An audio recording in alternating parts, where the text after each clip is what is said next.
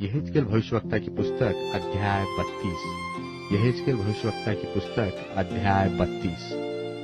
12वें वर्ष के 12वें महीने के पहले दिन को यहोवा का यह वचन मेरे पास पहुंचा। हे मनुष्य के संतान, मिस्र के राजा फिरौन के विषय विलाप का गीत बनाकर उसको सुना। जाति जाति में तेरी उपमा जवान सिंह से दी गई थी, परंतु तू समुद्र के मगर के समान है। तू अपनी नदियों में टूट पड़ा और उनके जल को पांव से मथकर गंदला कर दिया। परमेश्वर यहोवा यो कहता है, मैं बहुत सी जातियों की सभा के द्वारा तुझ पर अपना जाल फैलाऊंगा और वे तुझे मेरे महाजल में खींच लेंगे। तब मैं तुझे भूमि पर छोड़ूंगा और मैदान में फेंक कर आकाश के सब पक्षियों को तुझ पर बैठाऊंगा और तेरे मांस से सारे पृथ्वी के जीव जंतुओं को तृप्त करूंगा। मैं तेरे मांस को पहाड़ों पर रखूंगा और तराइयों को तेरी ऊंचाई से भर दूंगा, और जिस देश में तू तैरता है उसको पहाड़ों तक मैं तेरे लोहू से खींचूंगा और उसके नाले तुझसे भर जाएंगे। जिस समय मैं तुझे मिटाने लगूं, उस समय मैं आकाश को ढांपूंगा और तारों को धुंधला कर दूंगा। मैं सूर्य को बादल से छिपाऊंगा और चंद्रमा अपना प्रकाश न देगा। आकाश में जितनी प्रकाशमान ज्योतियां हैं, उन सबको मैं तेरे कारण धुंधला कर दूंगा और तेरे देश में अंधकार कर दूंगा। यहोवा परमेश्वर की यही वाणी है। जब मैं तेरे विनाश का समाचार जाति जाति में और तेरे अनजाने देशों में फैलाऊंगा, तब बड़े बड़े देशों के लोगों के मन में रीस उपजाऊंगा। मैं बहुत सी जातियों को तेरे कारण विस्मित कर दूंगा, और जब मैं उनके राजाओं के सामने अपनी तलवार भेजूंगा, तब तेरे कारण उनके रोए खड़े हो जाएंगे और तेरे गिरने के दिन वे अपने अपने प्राण के लिए कांपते रहेंगे। क्योंकि परमेश्वर यहोवा यो कहता है, बाबुल के राजा की तलवार तुझ पर चलेगी। मैं तेरी भीड़ को ऐसे शूरवीरों की तलवारों के द्वारा गिराऊंगा जो सब जातियों में भयानक है। वे मिस्र के घमंड को तोड़ेंगे और उसकी सारी भीड़ का सत्यानाश होगा। मैं उसके सब पशुओं को उसके बहुतेरे जलाशयों के तीर पर से नाश करूंगा, और भविष्य में वे न तो मनुष्य के पांव से और न पशुओं के खुरों से गंदले किए जाएंगे। तब मैं उनका जल निर्मल कर दूंगा और उनकी नदियां तेल की नाई बहेगी।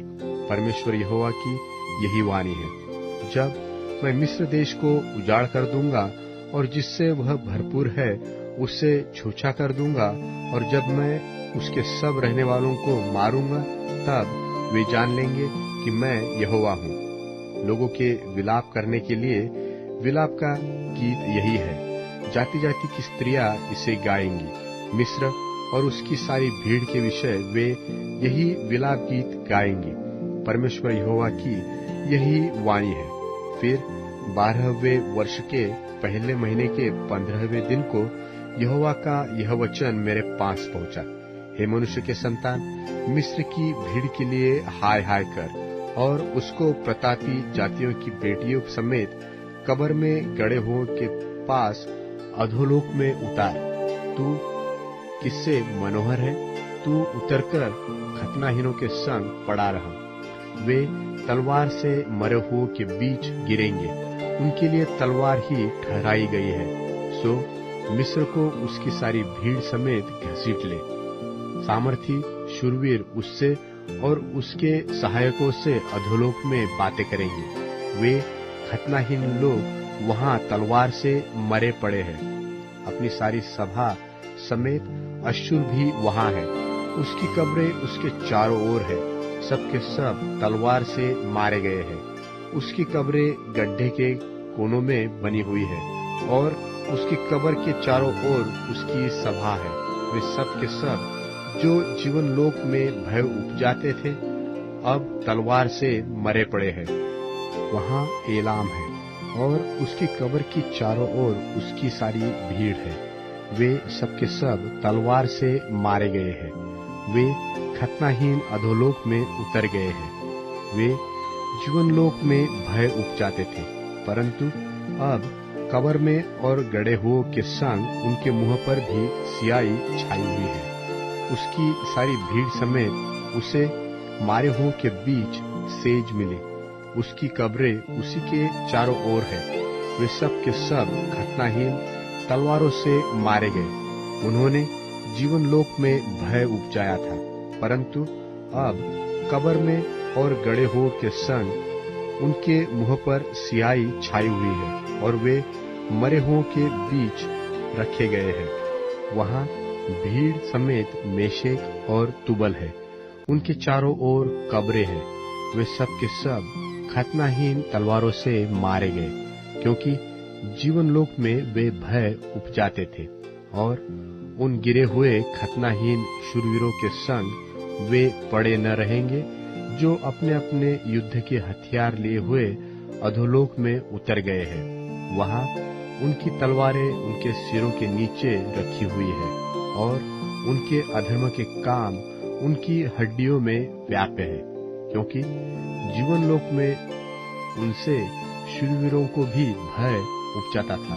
इसलिए तू भी खतनाहीनों के संग अंग भंग होकर तलवार से मरे हुओं के संग पड़ा रहेगा। वहां एदोम और उसके राजा और उसके सारे प्रधान हैं, जो पराक्रमी होने पर भी तलवार से मरे हुओं के संग रखे हैं। गड्ढे में गड़े हुए खतनाहीन लोगों के संग वे भी पड़े रहेंगे। वहां उत्तर दिशा के सारे प्रधान और सारे सिदोनी भी है, जो मरे हुओं के संग उतर गए। उन्होंने अपने पराक्रम से भय उपजाया था, परंतु अब वे लज्जित हुए और तलवार से और मरे हुओं के साथ वे भी खतनाहीन पड़े हुए हैं और कब्र में अन्य गड़े हुओं के संग उनके मुंह पर भी स्याही छाई हुई है। इन्हें देखकर फिरौन भी अपनी सारी भीड़ के विषय में शांति पाएगा। हाँ, फिरौन और उसकी सारी सेना जो तलवार से मारी गई है, परमेश्वर यहोवा की यही वाणी है, क्योंकि मैंने उसके कारण जीवलोक में भय उपजाया था। इसलिए वह सारी भीड़ समेत तलवार से और मरे हुओं के सहित खतनाहीनों के बीच लिटाया जाएगा। परमेश्वर यहोवा की यही वाणी है।